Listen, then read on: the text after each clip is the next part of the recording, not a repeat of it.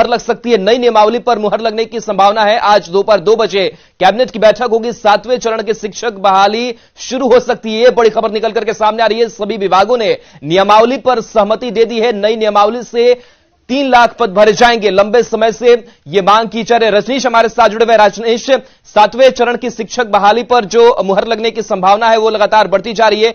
क्या अपडेट है? क्या रास्ता साफ हो सकता है? बिल्कुल, देखिए दोपहर 2 बजे से कैबिनेट की मीटिंग होने वाली है और सूत्रों के हवाले जो खबर आ रही है हमारे पास कि आज दोपहर 2 बजे के बाद मीटिंग के दौरान कैबिनेट में मुहर लग सकती है नई नियमावली पर, जिसका इंतजार लगातार पिछले कई साल से हो रहा है। राज्य में सीटेट, बीटेट, एस्टेट अभ्यर्थी जो है लाखों की संख्या में है, लेकिन नई नियमावली पर मुहर नहीं लगने की वजह से बहाली प्रक्रिया अब तक शुरू नहीं हुई है। और आज जैसे ही मुहर लगेगी, जो खबर आ रही है, उसके बाद 7वें फेज की बहाली शुरू हो। और सबसे पहले ये कहा जा रहा है कि हाई स्कूल की बहाली होगी, यानी माध्यमिक स्कूलों के लिए बहाली शुरू हो सकती है। राज्य में टारगेट किया 3 लाख पदों पर शिक्षा विभाग बहाली करने वाला है, लेकिन नई नियमावली पर मुहर नहीं लगने की वजह से देरी थी। आज आपको बता दें कि शिक्षा विभाग, पंचायती राज, वित्त विभाग, विधि विभाग और नगर विकास विभाग ने पहले ही सहमति दे दी है, लेकिन जो अंदर खाने से खबर आई है कि आज सभी विभागों ने सहमति के बाद जो पत्र भेजा है उसमें कैबिनेट ने भी स्वीकार कर लिया। और आज कैबिनेट में मुहर लगने के बाद लाखों अभ्यर्थियों के लिए बड़ी खबर होगी और खुशखबरी होगी। जी बिल्कुल। तो काफी लंबे वक्त से इंतजार शिक्षक अभ्यर्थी कर रहे थे। सड़कों से लेकर के सदन तक भी पहुंचने की लगातार ये लोग कोशिश कर रहे थे, लेकिन जो नई नियमावली होगी उसके लागू हो जाने पर, उस पर मुहर लग जाने के बाद से क्या लग रहा है कितना वक्त लगेगा कि इनकी ज्वाइनिंग की पूरी प्रक्रिया पूरी हो सकेगी? देखिए, बिल्कुल चुनावी माहौल शुरू हो चुका है और एक तरह से लोकसभा चुनाव है 2024 में, 25 में विधानसभा चुनाव है। सरकार के लिए भी एक बड़ा एजेंडा तय करना है, क्योंकि 10 लाख नौकरी और 10 लाख रोजगार की बात सरकार ने पहले ही कह दी थी, महागठबंधन सरकार ने।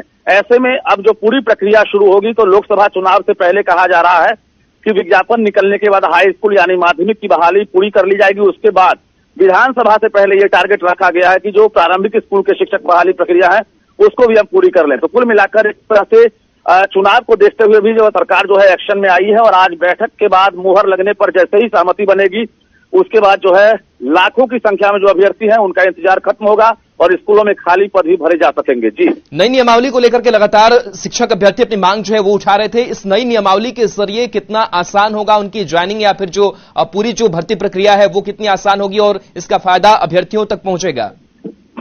देखिए, पहले जो प्रक्रिया थी, ग्राम पंचायत में मुखिया होते थे, उसके साथ साथ पंचायत सचिव होते थे, उसके बाद जो है प्रखंड अध्यक्ष होते थे। तमाम लोगों की जो जवाबदेही थी, अब एक तरह से अब उनको शिथिल कर दिया गया है। अब एक तरह से जिला को ये अधिकार दिया गया है नई नियमावली में, और अब शिक्षा विभाग को मॉनिटरिंग करेगा। और कुल मिलाकर ये कहें सेंट्रलाइज तरीके से अब जो है जो अभ्यर्थी हैं वो आवेदन कर सकेंगे, यानी अलग अलग नियोजन इकाई में उन्हें फिजिकली नहीं जाना पड़ेगा, बल्कि एक जगह बैठे वो ऑनलाइन एप्लीकेशन फिलअप कर सकते हैं। और कई तरह की सुविधाएं जो है सरकार देने वाली है, जो नई नियमावली के तहत जो है बहाली होगी उसके बाद ये मिलेगी। जी, जिस नियोजन इकाई और पंचायत स्तर की नियोजन की बात हो रही थी, उसमें लगातार धांधली और कई तरीके की जो अनियमितता की खबरें हैं वो लगातार सामने आ रही थी, और कहीं ना कहीं जो शिक्षक अभ्यर्थी थे उनको परेशानियों का सामना भी करना पड़ा था। लेकिन उन सब चीजों से इस सेंट्रलाइज सिस्टम को अब अलग कर दिया गया है।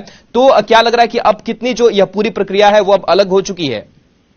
देखिए, बिल्कुल ट्रांसपेरेंसी लाने के लिए ही पूरे सिस्टम को सेंट्रलाइज किया गया है, क्योंकि ऑफलाइन मोड में जब बहाली प्रक्रिया चल रही थी उस वक्त कई प्रकार की धांधली हुई।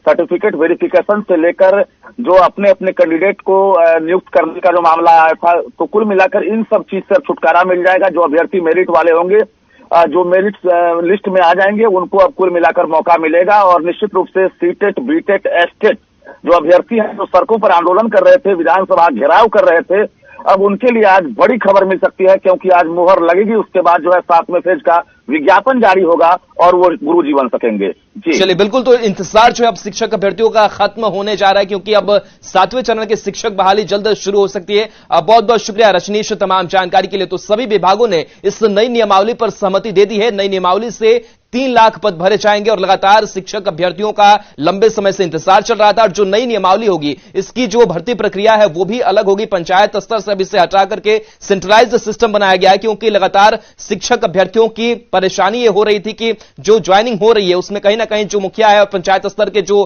प्रतिनिधि इसमें शामिल हो रहे हैं वो कहीं ना कहीं बड़ी गड़बड़ियां कर रहे हैं। इन तमाम चीजों को लेकर के एक सवाल कई उठ रहे थे, लेकिन अब लंबे समय से जो मांग चल रही थी उस मांग पर आज माना जा रहा है कि नई नियमावली पर कैबिनेट की जो मुहर है वो लग सकती है। तो 2 बजे का इंतजार है और दोपहर 2 बजे कैबिनेट की बैठक है और इस कैबिनेट की बैठक से बड़ी खुशखबरी निकल करके शिक्षक अभ्यर्थियों के लिए सामने आएगी। 7वें चरण की शिक्षक बहाली पर मुहर लगेगी।